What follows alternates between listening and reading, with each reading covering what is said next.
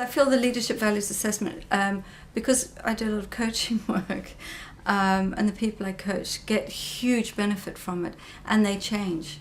There's a visible change in each person. Male, female, it doesn't really matter.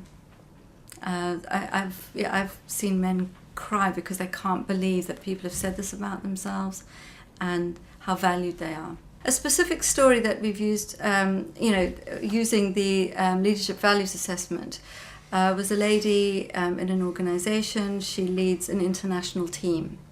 And when I first met her, I asked her to describe herself. And she described herself as bland wallpaper, which I thought was rather an indictment on this wonderful woman. And I asked her what she wanted to be. And she said, well, she certainly didn't want to be bland wallpaper anymore.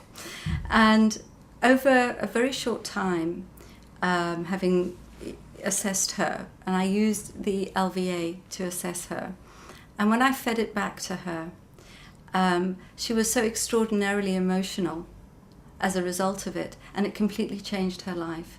And as a result, she is now being called by all the other companies, all the other divisions in the company, because she's noticed. She's not bland wallpaper anymore, and she's a real leader of her team, and in the international division she's now being noticed by people. That took 4 or 5 months.